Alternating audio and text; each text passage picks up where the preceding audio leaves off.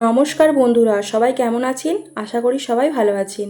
আমার পরিবারে আপনাদের সকলকে স্বাগত জানিয়ে আজ আমি আরও একটি নতুন রেসিপি আপনাদের জন্য নিয়ে এসেছি। আশা করি আজকের রেসিপিটি আপনাদের ভালো লাগবে। আপনারা ভিডিওটি কোনো রকম স্কিপ না করে আজকের রেসিপিটি দেখতে থাকুন। আজ আমি আপনাদের বানিয়ে দেখাবো কাঁকরোলের একটি নতুন নিরামিষ রেসিপি। দেখুন, তার জন্য আমি এখানে 4টের মতো গোটা কাঁকরোল নিয়েছি এবং সেগুলি খুব ভালো করে পরিষ্কার করে ধুয়ে নিয়ে একটু মোটা মোটা করে গোল চাকা চাকা করে কেটে নিচ্ছি। বন্ধুরা, খুব একটা পাতলা করে কাটলে কিন্তু হবে না, তারই মধ্যে একটু মোটা করে কাটতে হবে। দেখুন, ঠিক এরকমভাবে একটু মোটা মোটা করে কেটে নিতে হবে।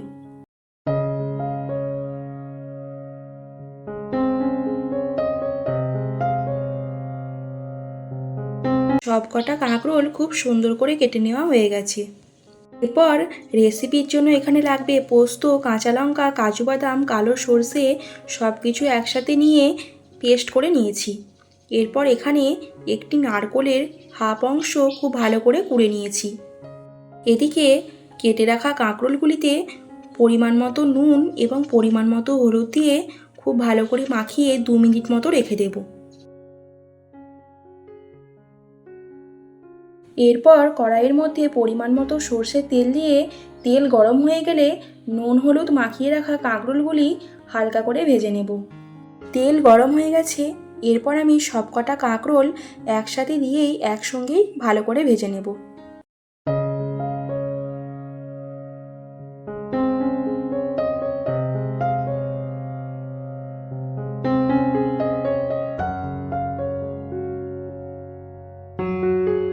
এর মধ্যে কিন্তু ঢাকা না দিয়ে খুব ভালো করে এপিট ওপিট করে ভেজে নেব। ঢাকা না দিয়েই ভাজতে হবে, কারণ ঢাকা দিয়ে ভাজলে কাঁকরোলগুলি খুব বেশি পরিমাণে সেদ্ধ হয়ে গেলে ভেঙে যাওয়ার সম্ভাবনা থাকবে। যাতে গোটা গোটা থাকে তার জন্য ঢাকা না দিয়ে এপিট ওপিট করে হালকা করে ভেজে নিতে হবে। কাঁকরোলগুলি হালকা করে ভেজে নেওয়া হয়ে গেছে।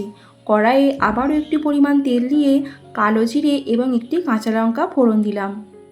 ফোড়ন হালকা ভাজা ভাজা হয়ে যাওয়ার পর এখানে আমি গ্যাসটা প্রথমে অফ করে দেব। গ্যাস অফ করে তেলের মধ্যেই মশলা দিয়ে দেব। 1 চামচ পরিমাণ হলুদ গুঁড়ো দিলাম, 1 চামচ পরিমাণ লঙ্কা গুঁড়ো দিলাম এবং হাফ চামচ পরিমাণ কাশ্মীরি লঙ্কার গুঁড়ো দিলাম।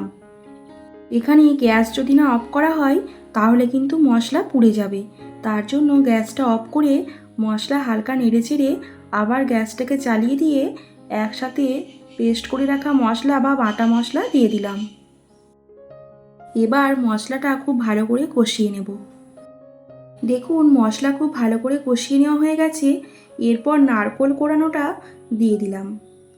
নারকোল কোড়া মশলার মধ্যে দিয়ে হালকা করে নেড়ে চেড়ে নিতে হবে।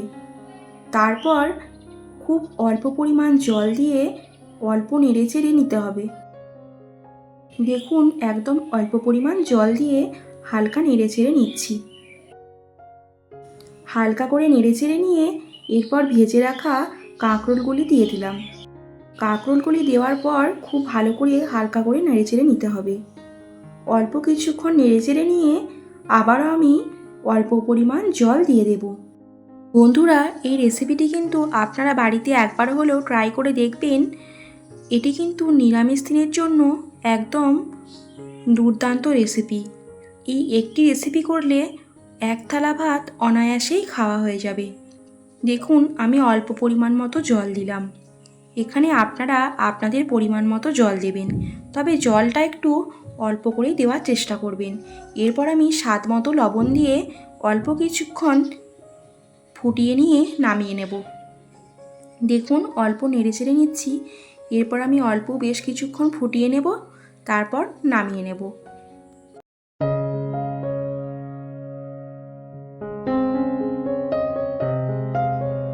বন্ধুরা, আপনারা অনেকেই কাঁকরোল খেতে পছন্দ করেন না, বা কাঁকরোলের কী রেসিপি করবেন সেটাও বুঝতে পারেন না। একবার এরকমভাবে এই নিয়মে রেসিপিটা বানিয়ে দেখুন, আশা করি আপনাদের ভালো লাগবে।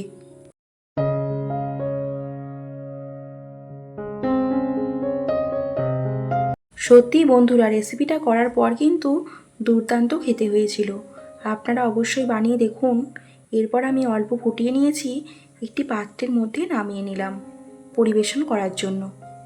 বন্ধুরা, আজকের রেসিপিটি তোমাদের কেমন লাগলো অবশ্যই কিন্তু একটি কমেন্ট করে জানিও। আর রেসিপিটি ভালো লাগলে একটি লাইক করে দিও।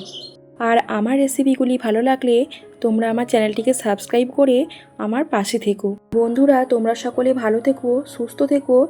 আবার দেখা হচ্ছে পরের দিন নতুন কোনো একটা রেসিপি নিয়ে।